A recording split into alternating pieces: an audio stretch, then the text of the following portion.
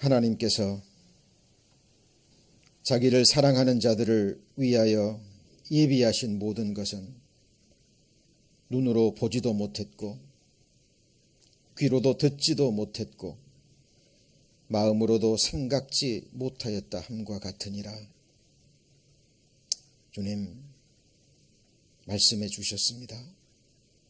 지금 이 순간 하나님께서 허락하신 믿음의 눈을 밝혀서 우리를 위해 예비해 놓으신 하늘에 썩지 않고 더럽지 않고 쇠하지 아니하는 영광스러운 기업을 바라보길 원합니다. 이 세상과 형적은 지나가는 것이라고 말씀하셨습니다. 눈에 보이는 것은 잠깐이요 눈에 보이지 않는 것은 영원함이라고 말씀하셨습니다. 저희들에게 허락하신 소망은 보이는 소망이 아니라 보이지 않는 소망임을 말씀해 주셨습니다. 하나님, 이 시간 간구드립니다. 사탄이 예비해 놓은 이 세상 허탄한 것에 이제는 더 이상 저희들의 마음 빼앗기지 않기를 원합니다. 속지 않게 하시고 우리의 눈을 우리의 구주 되시는 주님께만 향할 수 있도록 우리의 마음과 삶을 하나님 끝까지 붙들어 주옵소서. 주님의 크신 이름 경배하며 또 하나님께 온 마음으로 예배하기 위해 이 시간 저희를 함께 모였습니다. 하나님, 신령과 진정으로 드리는 온 마음과 목숨을 다해 드리는 거룩한 예배 시간 될 수 있도록 우리의 마음 하나님 붙들어 주시고 지켜 주옵소서. 주님 주시는 말씀 한 말씀도 놓치지 않도록 이 말씀이 우리에게 주는 교훈이 무엇인지 밝히 깨닫고 하늘의 축복을 받는 복된 하나님 자녀되게 하나님 축복하여 주옵소서. 온전히 주께 의지합니다. 저를 사랑하시는 예수님 이름으로 기도합니다. 아멘. 성경에 하나님은 모든 사람이 구원을 받으며 진리를 아는 데 이르기를 원하십니다. 하나님은 할 수만 있다면 모든 사람에게 영원한 생명과 그 하늘에 속한 신령한 복을 주시기를 원하십니다. 그런데 성경이 증거하고 또 우리가 경험하는 것처럼 어떻습니까? 모든 사람이 다 구원을 받습니까? 아닙니다. 모든 사람이 영원한 생명과 하늘의 영원한 축복을 다 받습니까? 아닙니다. 성경은 증거하기를 아주 적은 무리만이 하나님이 주시는 구원과 영생의 축복을 받음을 증거합니다. 누가복음 13장에 보면 어떤 사람이 와서 예수님께 물어보죠. 주여, 구원 얻을 자가 적으니까? 라고 물어봤습니다. 예수님이 뭐라고 대답하셨죠? 구원 얻은 이가 많다라고 말씀하셨습니까? 아닙니다. 좁은 문으로 들어가기를 힘쓰라. 많은 사람들이 영생 얻기를 구하여도 또 얻지 못한 자가 많으리라 라고 말씀하셨어요. 이 말씀을 자세히 들으셔야 됩니다. 아예 영생에 관심이 없는 사람들이 훨씬 더 많습니다. 아시죠? 요한복음 5장 39절에 하나님께서는 영생을 주시기를 원하십니다. 우리가 영생을 얻기 위해서 성경을 상고하거든요. 그런데 너희가 영생을 얻기 위하여 내게 오기를 원하지 아니하는도다. 그런데 문제는 영생 얻기를 구하여도 구하여도 얻지 못하는 자가 많으리라 라고 말씀하셨습니다. 이 말씀의 의미가 무엇일까요? 왜 하나님은 모든 사람이 구원받기를 원하시고 모든 사람에게 영생 주시기를 원하시는데 또 영생을 구하는 사람들 중에서도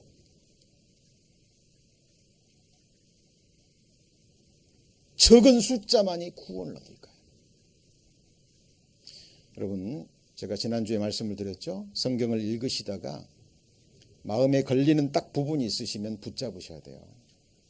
의심하라는 얘기가 아니라 그 말씀이 주는 참된 가르침이 있거든요.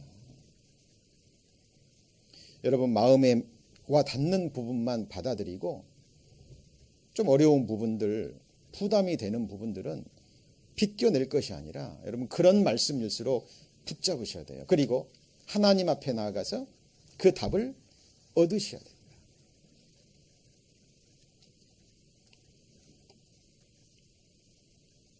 이 말씀 너무 잘 아시죠? 같이 읽습니다.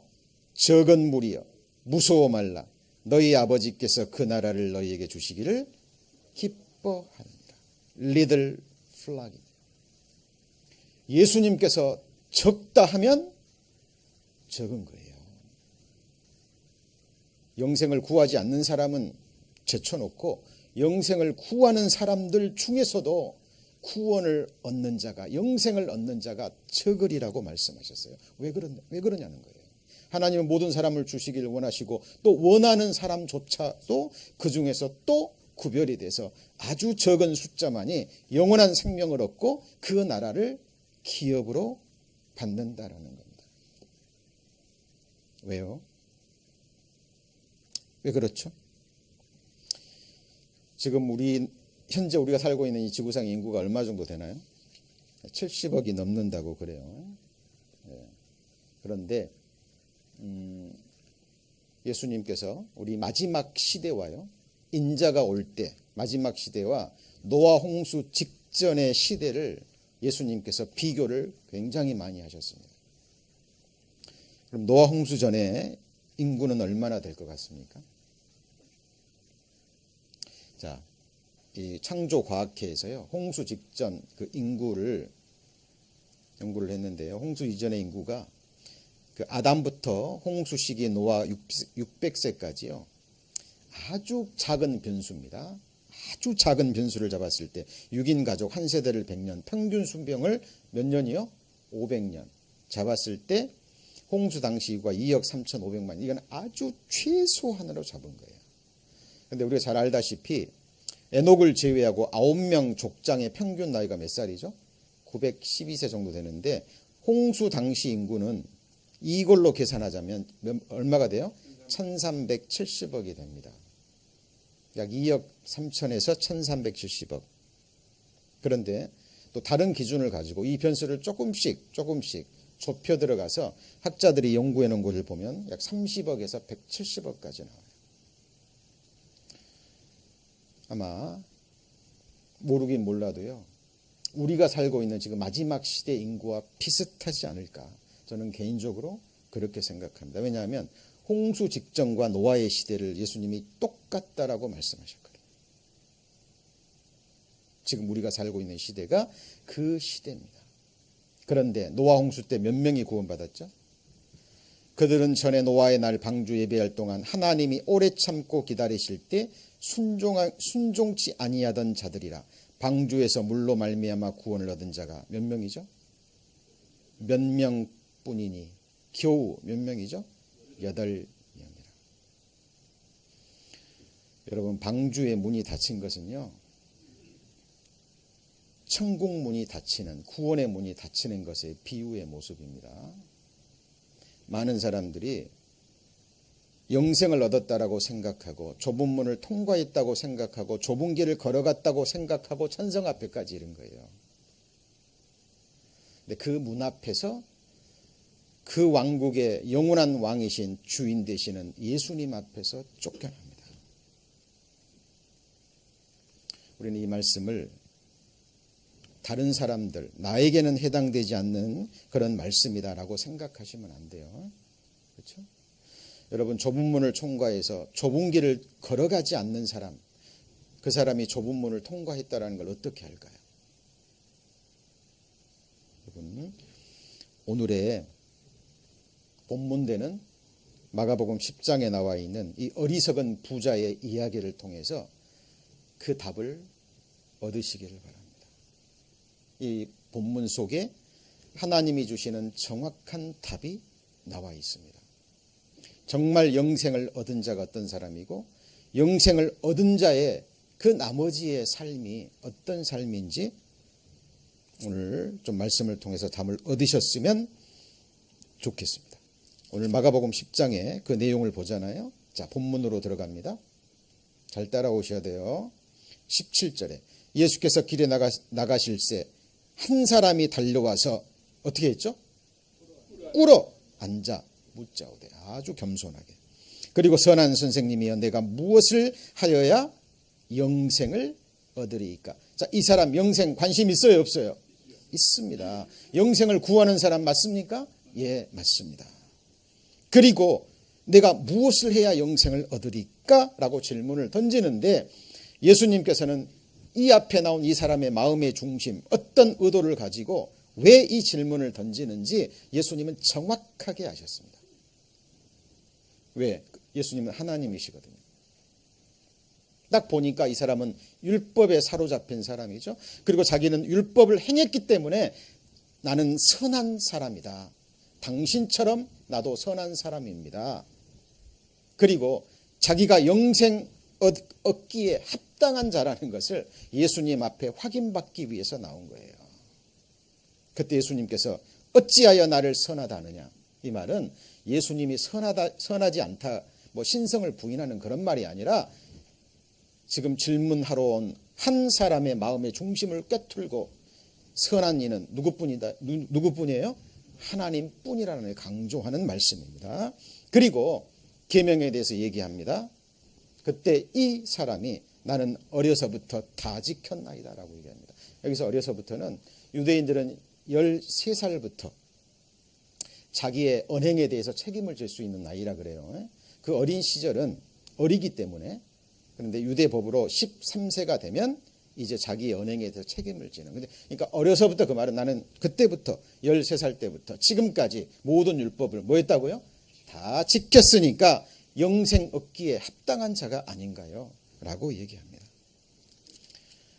자, 영생을 갈망하는 그 사람의 마음의 중심을 보시고 예수님이 이렇게 얘기하시죠. 그러나 좋다. 근데 너기 한 가지 부족한 게 있는데 그게 뭐냐?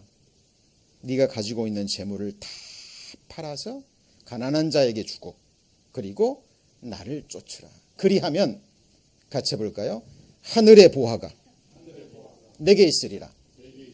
자, 이 말씀을 오해하시면 안 됩니다. 예수님 뭐 따라가려면은 그러면 뭐 재산 다 팔고 따라가야 되냐, 그런 의미가 아니라 예수님께서는 이 사람의 마음의 중심에서 무엇이 가장 중요한지,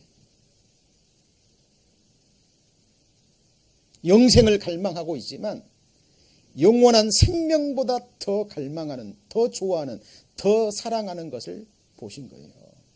그게 뭐죠? 재물이라는 겁니다. 자, 여기서 재물 하면 이 재물말을 말하는 것이 아니라요, 이 세상에 속한 재물, 영광, 명예, 쾌락, 권세, 이 세상 사람들이 구하는 그 모든 것, 이 세상의 보화를 한마디로 재물로 표현한 겁니다. 자, 그런데 이 마가복음 10장의 어리석은 부자의 이야기가 복음서 3곳에 나와 있죠.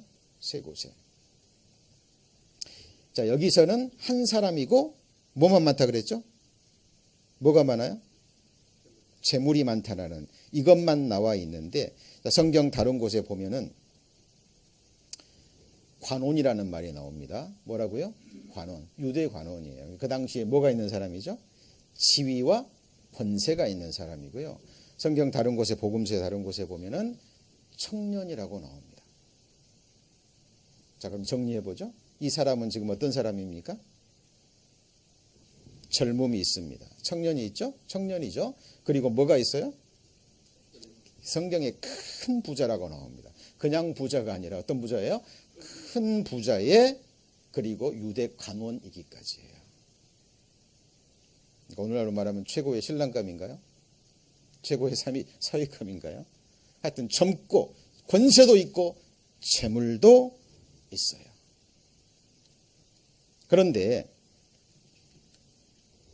거기다가 영원한 생명까지 원해요.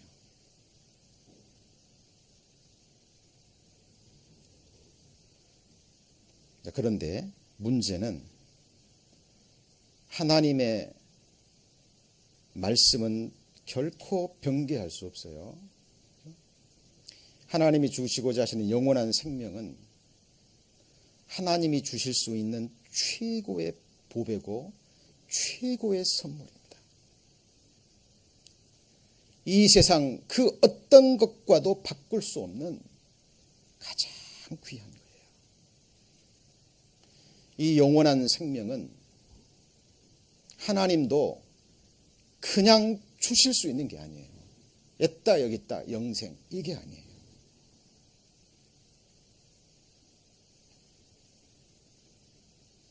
하나님의 보배. 누구의 보배요? 성부 하나님의 보배가 되는, 만국의 보배가 되는 독생자 예수 그리스도의 생명을 버리고 그 값을 치르고 우리에게 주시고자 하시는 너무나 값진 거예요. 세상 사람들이 말하는 이 세상 권세, 명예, 재물, 감히 그런 것들하고는 비교할 수 없는 너무나 귀한 겁니다. 이 귀한 선물을 예수님은 자기의 피를 버리고 목숨을 버려서 이 영원한 생명을 주기를 원하는 거예요. 그런데 이 젊은 친구가 원하긴 원하는데 그 영원한 생명보다 더 중요한 것이 있어요. 그게 뭐죠? 그게 뭐예요? 재물인 거예요. 중심을 정확하게 본 거예요. 너 영생 얻기 위해서는 그거 다 주고 나를 따르라. 그런데 이 젊은 친구가 예수님의 말씀을 뭘 인하여 근심이 됐죠? 거기 보세요. 22절에 그 사람은 재물이 많은 거로 뭘 인해서요? 이 말씀을 인해서. 아니 그냥 주시면 좋겠는데, 그냥 내가 원하니까, 영생 원하니까 그냥 주시면 좋겠는데 안 된 거죠. 내게 귀한, 내 생명보다 귀한 이 재물 다 포기하고 따라오라 그러니까 말씀을 인하여 근심하며 뭐 했죠? 떠나가 버립니다. 이 어리석은 부자 청년 이야기는 이 사건 이후로 다시 등장하지 않아요. 나중에 돌아오지 않았다면 이 젊은 친구 지금 그 영혼 어디에 있을까요? 예. 한 가지 여쭤보죠. 이때 이 사람에게 그토록 중요했던 그 젊음은 어디로 갔나요? 이 당시 이 청년에게 그토록 중요했던 그 유대 관원이라는 자기의 지위와 권세는 어디로 갔나요? 영생보다 더 중히 여겼던 그 큰 재물은 지금 어디로 갔죠?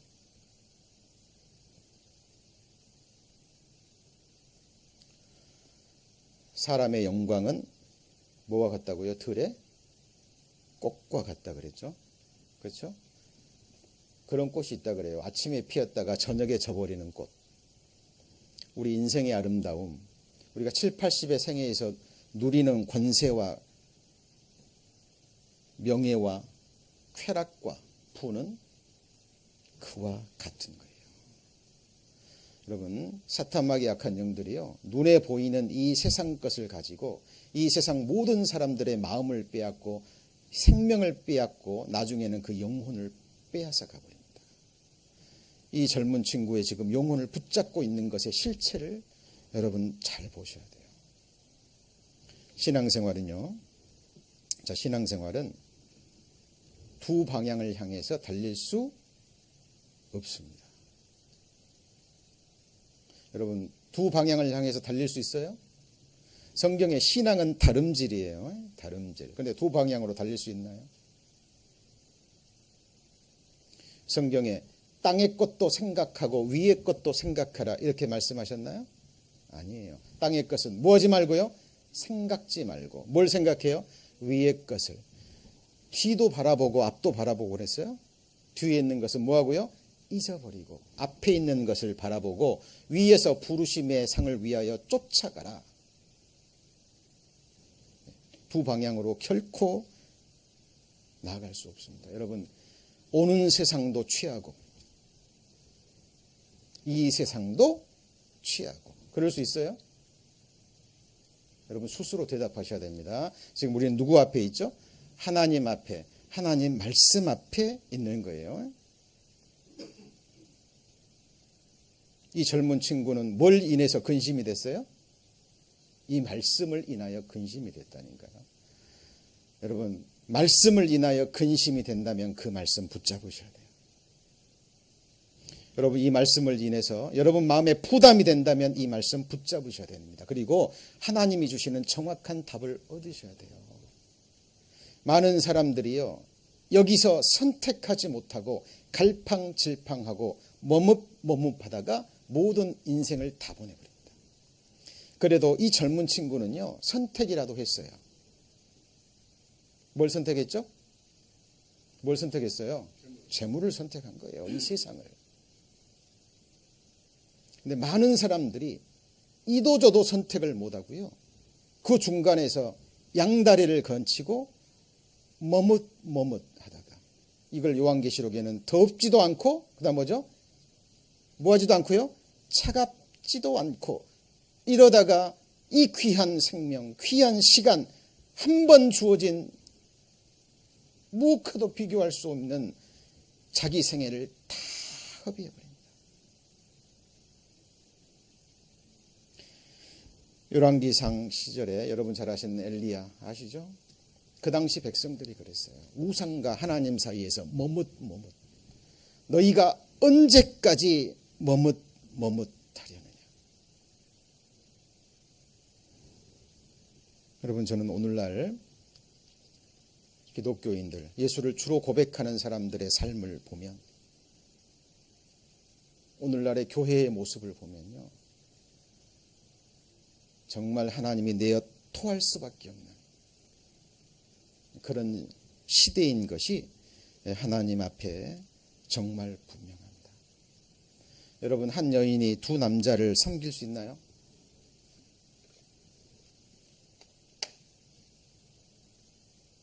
여러분, 그리스도인이 하나님도 사랑하고 세상도 사랑할 수 있나요?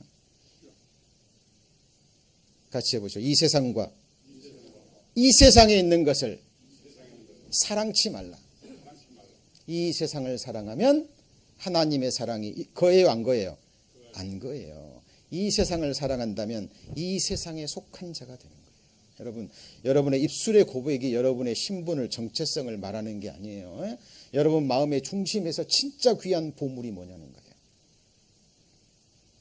욥기서 20장에 보잖아요. 그러면 이 혀 밑에 악을 감추어 둡니다. 혀 밑에 뭘 감춰둬요?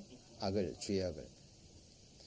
그냥 왜 삼켜버리지 감춰둡니까? 뱉지도 못해요. 뭐하지도 못해요? 뱉지도 못하고 뭐하지도 못하죠? 삼키지도 못해요. 알거든요. 이거 삼키면 죽는다는 거예요. 그러니까 삼키지도 못하는데 버리려고 보니까 너무 아까워요. 왜요? 너무 달콤하거든. 근데 성경의 결론은 뭐죠? 버리지 않고 혀 밑에 감추어두면 이게 속으로 내려가 독사의 독이 된다라고 얘기합니다. 여러분, 지금 우리 어떤 말씀을 배우고 있는 거죠? 하나님의 말씀입니다. 여러분의 주인이 누굽니까? 지파인이, 그 다음 뭐라고요? 두 주인을 섬길 수 없는, 혹 이를 미워하고 저를 사랑하거나 혹 이를 충히 여기고 저를 경히 여길 김이죠. 너희가 같이 읽습니다. 하나님과 재물을 겸하여 섬길 수 없느니라. 재물 필요하죠. 이 세상 재물도 하나님이 주시는 거예요. 그런데 재물은 우리의 주인이 돼서는 안 됩니다. 재물뿐만이 아니에요. 재물을 대표로 말하는 겁니다. 디모데후서 3장에 보면 마지막 시대의 모습이 나와요.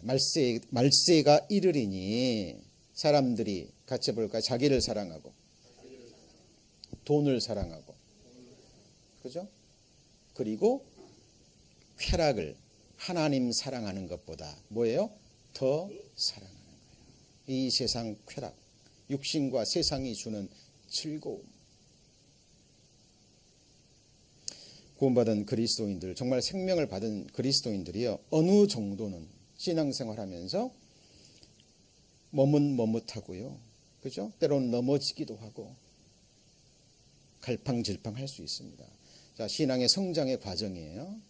그러나 언제까지 그렇게 살아갈 수는 없습니다. 반드시 이 죽기 전에 한 번의 선택이라도 없다면 이 사람은 아무것도 아닌 거고요. 그죠? 아까도 말했듯이 바른 선택, 최종적인 그 결단을 내리는 순간이 와요. 그리스도인이라면 반드시. 그리고 그것이 그 사람의 삶의 방향을 완전히 확정짓니다. 여러분, 우리 나머지 생에 며칠이나 남았을 것 같아요? 예. 두 주인을 결코 뭐 할 수 없죠? 섬길 수 없습니다. 하나님이 가장 가증히 여기는 사람이 있어요. 하나님만이 아니라 이 세상 사람들도, 이런 사람들은 정말 가증히 여겨요. 어떤 사람이 있는데요, 어떤 한 여자가 두 남자를 양다리 걸치고 만납니다. 여러분 어떻게 생각하세요? 좋아요? 역설법이시죠. 이제 뭐 진지하게 사귀기 전에 뭐 친구로 어느 정도 이렇게 뭐 그 정도는 모르지만, 이게 정말 진지한 만남으로 넘어가면 안 됩니다. 안 돼요. 이 나머지 한 사람에게는 정말 씻을 수 없는 상처가 될 수도 있고, 그죠? 선택하셔야 됩니다. 하나님과 세상 사이에 중간지대는 있어요, 없어요? 없습니다. 두 마음을 품는 자예요. 같이 읽습니다. 내가 두 마음을 품는 자를 미워하고 주의 법을 사랑하는. 여러분, 중간지대 없어요. 아까 말했죠, 다름질. 하늘을 향해서 달렸다가 또 세상을 향해서 달려요. 이런 다름질이 있어요, 없어요? 없다니까요. 그런데 실제로 신앙생활에는 이런 모습이 보여요. 그죠? 감각이 없는 거죠. 왜 시편 기자는 두 마음을 품는 자를 미워할까요? 하나님이 가장 가증히 여기는 겁니다. 이스라엘 역사를 보면요, 이스라엘 백성들이 그랬다니까요. 우상도 섬기고, 누구도 섬겨요? 하나님도 섬기고. 야고보서에서 보면 세상을 사랑하는 간음하는 여자들이요, 이렇게 나옵니다. 이거는 그 여자들이 진짜 육신적으로 간음했다는 얘기가 아니에요. 이사야서에 보면 54장에 보면 너를 지으신 자는 너의 남편이시라. 하나님과 여호와의 이스라엘 백성과 여호와의 관계를 남편과 아내의 관계로 딱 규정이 됩니다. 이거는 신약 성경에 넘어와서 신랑과 뭐죠? 신부로, 예수 그리스도와 교회라는 신랑과 신부의 관계로 딱 규정이 돼버려요. 그러니까 세상을 사랑하는 것은 곧 하나님 앞에 뭐가 되는 거죠? 간음이 되는 거예요. 세상에 벗된 것이 하나님의 원수됨을 알지 못하느냐. 여러분, 아브라함의 후손이라는 증거가 뭐냐면, 같이 볼까요? 언약의 징표, 언약의 표징. 육신적 이스라엘 백성들의 징표는 육신의 뭐죠? 할례예요. 이게 없으면 유대인이 아닌 거예요. 맞죠? 진정한 유대인. 표면적 유대인이 아니라 뭐죠? 이면적 유대인. 그게 뭘까요? 같이 해볼까요? 육적 몸을 벗는 것. 이게 바로 그리스도의 할례예요. 이게 갈라디아서 5장에 나오는 그리스도 예수의 사람들은 그 육체와 함께 정과 욕심을 십자가에 뭐 했죠? 못 박은 사람. 그리스도로 말미암아 세상이 나를 대하여 못 박히고 내가 세상을 대하여 못 박힌 사람. 진짜 죽은 거예요. 우리가 세상을 향해서 나갈 때는 이 복음을 전하기 위한 그 한 가지 목적밖에 없습니다. 여러분의 소속을 분명히 하셔야 돼요. 남의 얘기가 아닙니다. 이거는 신앙은요, 하나님 앞에서 1대1이에요. 신앙생활은 무리 가운데 하는 겁니다. 혼자 못해요. 그러나 그 안에서 하나님과 나 사이에 뭐예요? 1대1. 그렇죠? 이거를 유지하셔야 됩니다. 저희가 두 마음을 부었으니 이제 뭘 받아요? 죄를 받습니다. 하나님이 그 제단을 뭐 했죠? 깨트려 버립니다. 왜요? 이 두 가지 제단을 쌓았거든요. 여호와 앞에 제단을 쌓고 여기서 예배도 드리고 또 여기 가서 또 하나님 받으시겠냐고요. 사람도 안 받는데. 그죠? 두 마음을 품어. 그다음 뭐죠? 모든 일에 정함이 없는 자로다. 여러분, 이 세상에서도 이 성경에 나와 있는 이 신앙의 법칙, 말씀의 법칙을 활용해서 그 세상 일에 활용하는 사람들이 많이 있어요. 그 중에 이제 그 마케팅의 법칙 중에 희생의 법칙이 있습니다. 무슨 법칙이요? 희생의 법칙. 그러니까 한 가지에 집중하기 위해서 나머지 모든 것을 다 포기하는 거예요. 그 예를 들면 여러분 그 하나콥이라고 들어보셨어요? 하나콥이? 그 하나콥이라는 기업이요. 그 주방용품, 목욕용품을 비롯해 가지고 약 600여 종의 제품을 만들던 회사예요. 몇 개요? 600여 종. 엄청 많잖아요. 근데 그 많은 제품들을 만들고 파는데 실적이 오르지 않는 거예요. 그리고 여기저기서 막 컴플레인이 들어오고, 왜? 600개의 물건이 되니까 이 관리가 어떻게 되죠? 소홀히 하는 거예요. 그러니까 이 기업 총수가 이 성경에서 이 법칙을 배워가지고요, 한 가지에 집중합니다. 몇 가지요? 600가지 중에서 599가지를 다 버려버리고 포기해버리고 딱 한 가지 물건만 만들고 거기에 온 집중학으로 결정을 내립니다. 그게 뭐냐면 여러분 들어보셨죠? 락앤락. 락앤락 아셔요? 우리 자매님 많이 쓰시죠? 그것 한 가지에 집중합니다. 그리고 엄청난 성공을 거둬요.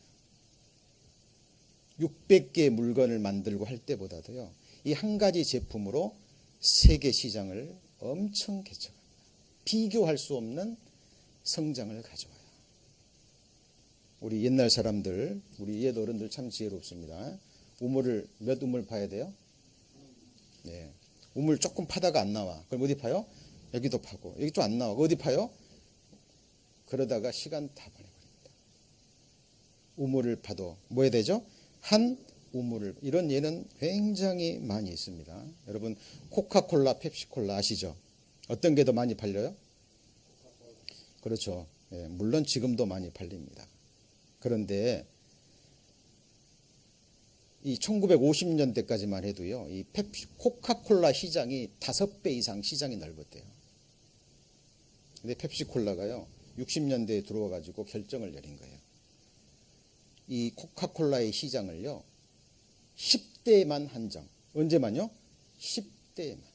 10대의 콜라를 펩시콜라로 만들겠다. 그리고 디자인부터 광고까지 10대만 겨냥을 해가지고 광고를 하고 거기에 포커스를 맞춥니다.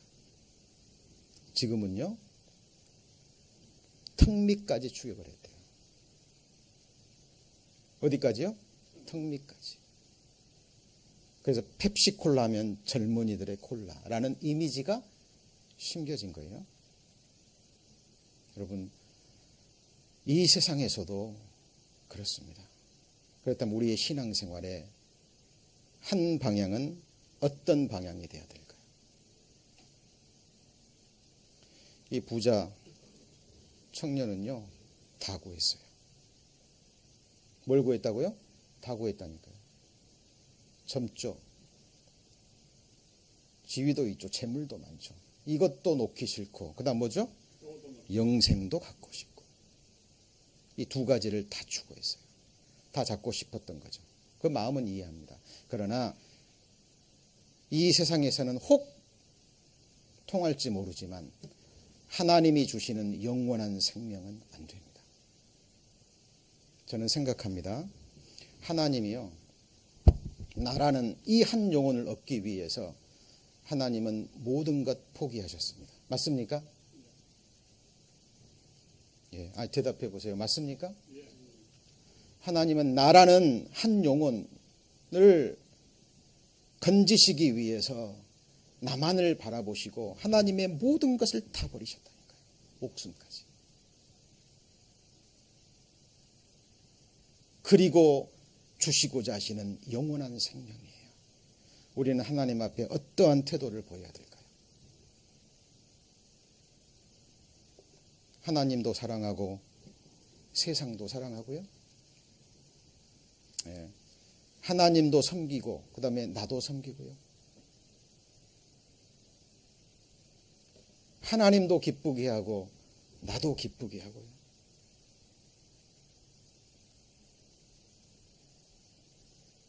하나님 앞에 가능할까요? 여러분, 사람은 속일 수 있습니다. 때로는 내 마음도 비껴갈 수 있어요. 그러나 전지전능하신 하나님 앞에서는 어느 누구도 속일 수 없어요. 여러분, 확증하셔야 됩니다. 신앙생활 이제 성장하면 성장할수록 우리 하나님 앞에 결단 내리셔야 돼요. 시편 기자는 고백합니다. 같이 해볼까요? 내 마음이 확정되었고 확정되었사오니. 예, 여러분, 마음 정하셔야 됩니다. 여호수아도 가나안 전쟁을 승리로 이끌고요, 마지막 죽음 앞에서 백성들에게 선포합니다. 너희가 오늘날 섬길 자를 택하라. 주님 오시면 아시죠? 말라기서 3장에요. 하나님을 섬기는 자와 섬기지 않는 자로 정확하게 구별이 됩니다. 저는 개인적으로 묵상할 때마다요, 항상 하는 습관이 있습니다. 제가 이 심장 쪽에 항상 손을 대요. 이렇게. 심장 뛰고 있죠? 예. 감사하셔야 됩니다. 이 심장을 뛰게 하시는 분이 누구죠? 하나님이십니다. 하나님이 언젠가 이 심장 멈추게 하십니다. 맞습니까? 그날 그 순간이 언제인지 모르지만 모든 사람 앞에 그날 그 순간이 와요, 안 와요? 옵니다. 여러분, 오늘 지금 그날 그 순간을 기억하고 준비하지 않는 사람, 그날이 돼도 아무 준비 없이 맞이합니다.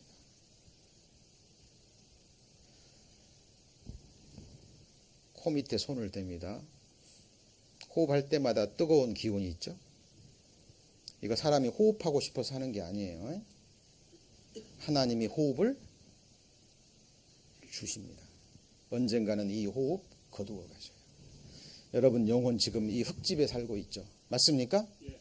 하나님이 언젠가 이 주신 영혼 취하여 가십니다. 그날 그 순간이 와요, 안 와요? 옵니다. 그날 저와 여러분은 하나님 앞에서 결정됩니다. 평생을 누구를 위해서 살다가, 누구를 섬기다가, 누구를 주인으로 삼고, 누구의 영광을 위해서 무엇을 하다가 주님 앞에 섰는지 그날 그 순간 결정이 돼요.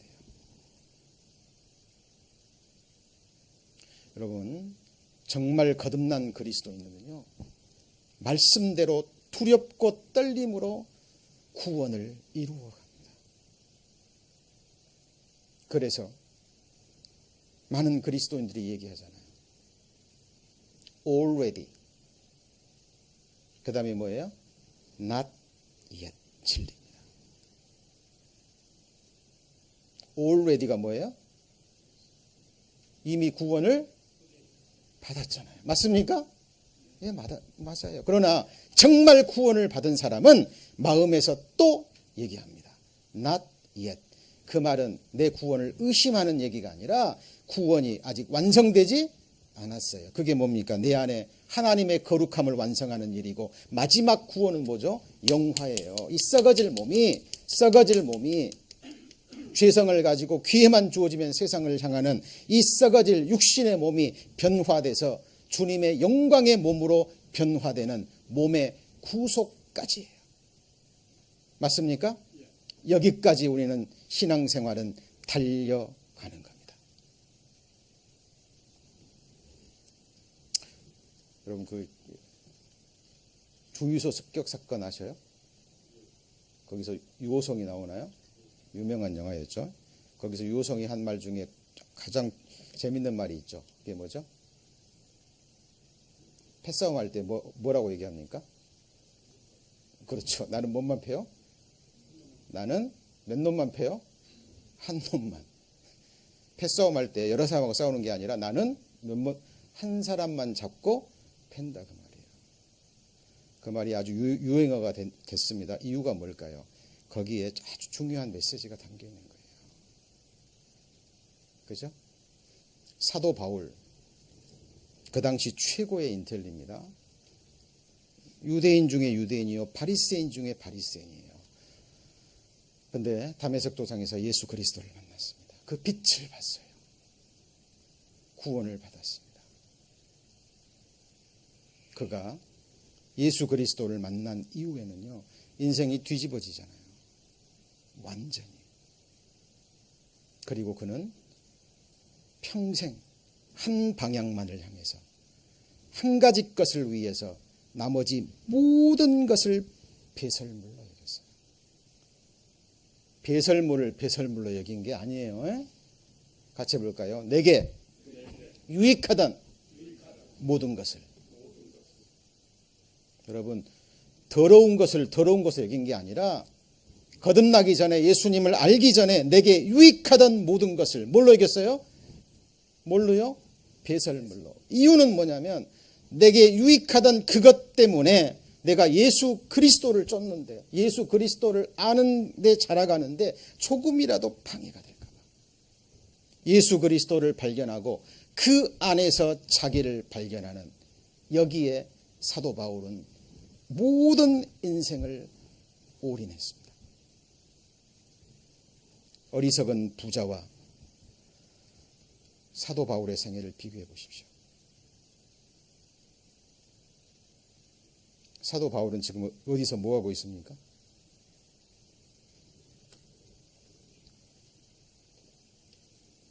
믿음의 사람들은 알 수 있어요. 성경을 통해서. 고린도전서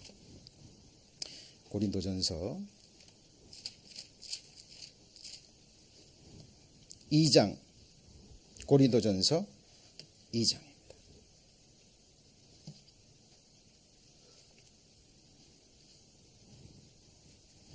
고린도전서 2장 2절.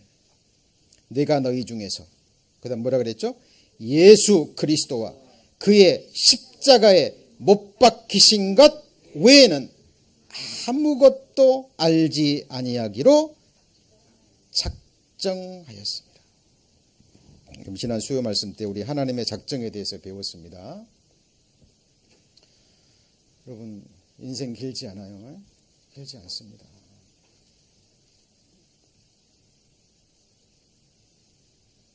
여러분, 나머지 생에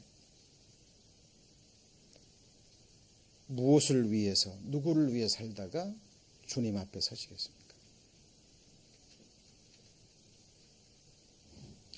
우리 재순 형제님이 그 찬양 하시면서 항상 그 얘기하시잖아요. 예수님 만나면 내가 뭐라 말할까? 이게 그 찬송의 노래는 굉장히 재미있는 내용으로 운율로 되어 있습니다만 그 말 정말 두려운 이야기이기도 해요. 정말 예수님 만나는 순간이 그리스도인에게서 최고의 기쁨의 순간이기도 하지만 더 나아가서 최고의 두려움의 순간이 되기도 해야 된다. 지옥 갈 두려움이 아니라.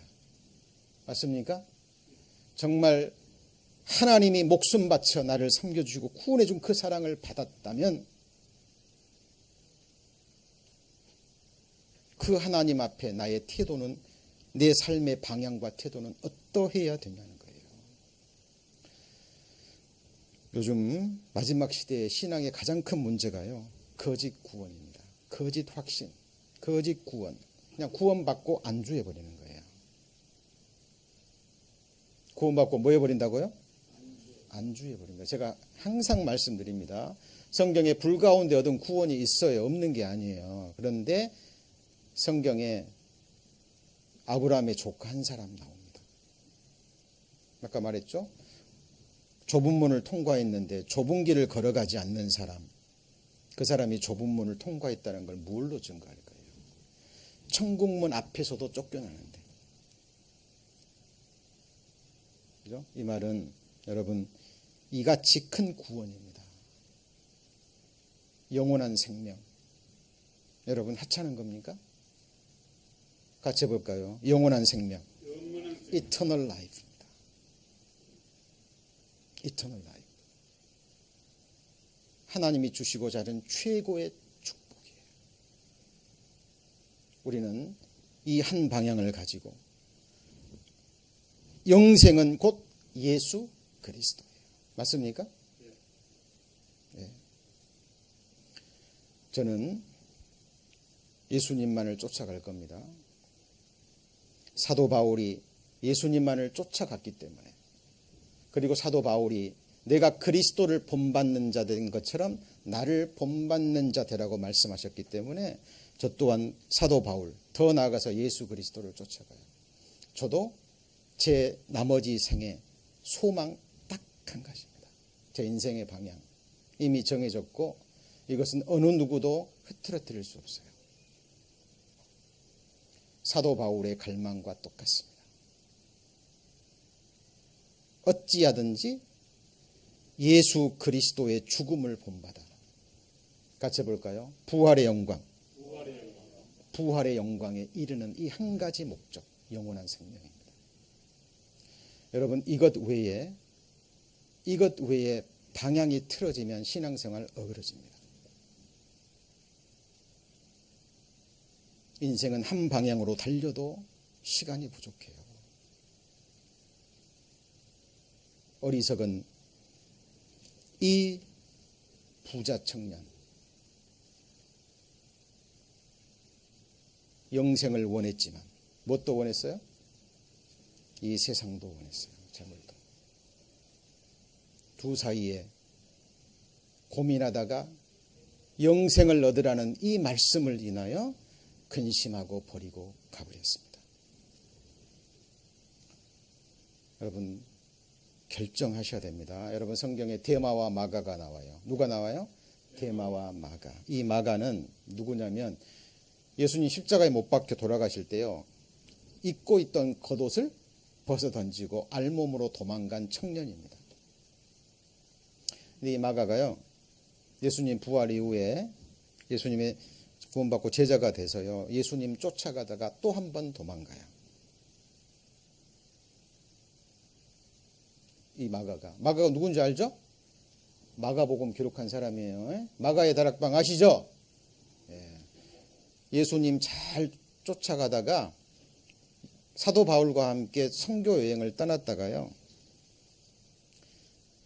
한 가지로 같은 마음으로 일하지 않고 하다가 그냥 혼자 도망가 버렸습니다. 여기 보면 사랑을 받는 의원 누가와 그다음 뭐라 그랬죠? 데마가 너희에게 문안하느니라. 여기 보시면 바울은 밤빌리아에서 자기들을 떠나 한 가지로 일하러 가지 아니한 자, 이게 마가예요. 그런데 왜 도망갔을까요? 왜 도망갔을까요? 힘드니까, 어려우니까. 그리스도를 쫓아간다는 것은 그리스도를 위하여 남은 고난을 몸된 교회를 위하여 자기 육체에 채우는 거예요. 신앙생활 어릴 때는 그냥 말씀 듣고 할 수 있습니다. 그런데 성장하면 정말 생명이 있다면 그 생명은 자라요, 안 자라요? 자라야 생명인 거예요. 믿음을 주셨다면 하나님 그 믿음을 정금 같은 믿음이 되기 위해서 연단하신다니까요. 여러분, 안주하는 신앙 사탄의 괴계입니다. 개인적으로도 가정적으로도 교회적으로도 우리는 끝까지 싸워서 이 한 방향을 향해서 달려가야 돼요. 여러분 잘 아시는 대마를 볼까요? 또한 나의 뭐라고요? 동역자 마가, 그리고 뭐예요? 대마. 그죠? 네, 사랑을 받는 누가와 누구요? 대마. 그런데 이 대마가 계속 바울과 함께 하다가 나중에 어떻게 해봤죠? 대마는 뭘 사랑해서요? 세상을 사랑하여 누구를 버리고요? 바울을 버리고. 바울을 버린 게 아니라 말씀을 버리고 복음을 버리고 누구를 버린 거죠? 하나님을 버린 거예요. 예수 그리스도를 버린 겁니다. 대마가 정말 구원받았는지 뭐 사람들이 이러저런 말이 합니다만 그 의미가 없어요. 문제는 이 대마가 여기서 더 이상 나오지 않아요.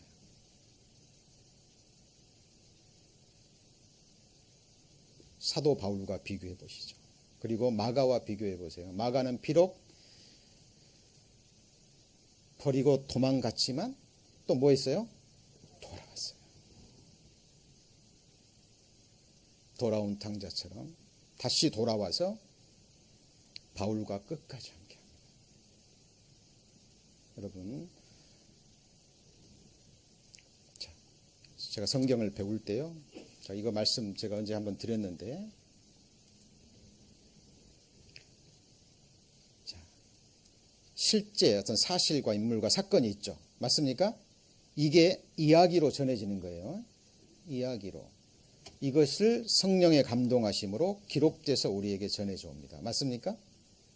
그러면 이 기록된 말씀은 렌즈가 되는 거예요. 뭐가 돼요? 렌즈. 우리 이 말씀을 통해서 뭘로 넘어가야 돼요? 전해져 오던 이야기로 넘어가야 되고, 이거는 그냥 꾸며낸 이야기가 아니라 뭐죠? 사실인 거예요. 그죠? 렌즈를 통해서 이야기로 넘어가서 이 사실, 이 어리석은 청년 부자의 인물에 집중해야 됩니다. 그리고 거울을 삼아서 교훈을 받으셔야 돼요. 그리고 적용하셔야 돼요. 많은 사람들이 듣고 끝나버립니다.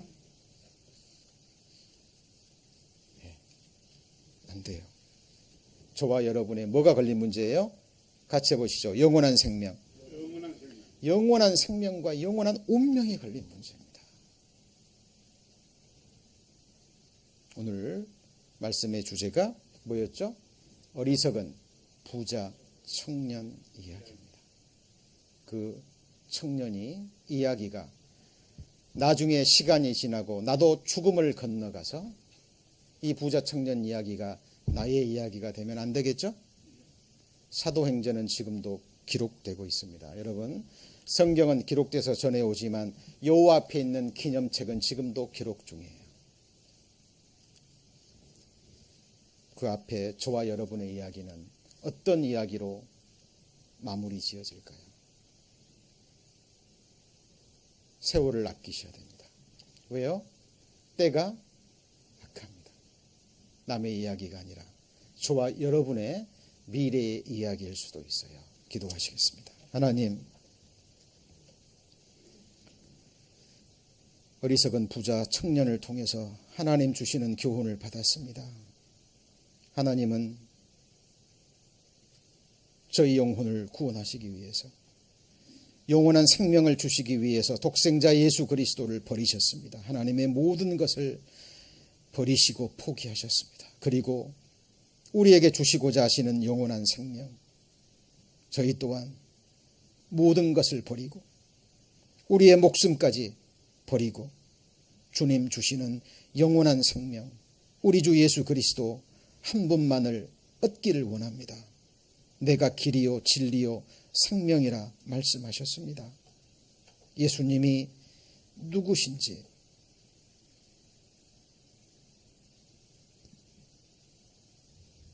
우리 마음에 확정하기를 원합니다. 우리의 주요, 우리의 영원한 왕이심을 고백합니다. 주님 피로 사시고 세워가시는 교회, 주님 오시는 그날까지 오직 그리스도만을 전파하기를 원합니다. 오직 그리스도의 복음, 주님의 나라만을 선포하기를 원합니다. 오직 하나님을 아는 지식에 자라가기 위해서 또한 주님의 뜻인 이 복음 전파만을 위해서 한 마음으로 저희들 마음 모으기를 원합니다. 다른 모든 것은 사도 바울처럼 배설물로 여기고 주님만을 향해서 달려갈 수 있도록 먼저 그 나라와 그 의를 구하면 모든 것을 더하신다는 약속의 말씀만을 의지하고 주님 앞에 나아갑니다. 오늘 주신 말씀 마음에 깊이 새기게 하시고 악한 영들 앗아가지 못하도록 하나님 지켜주옵소서. 예수님 이름으로 기도합니다. 아멘.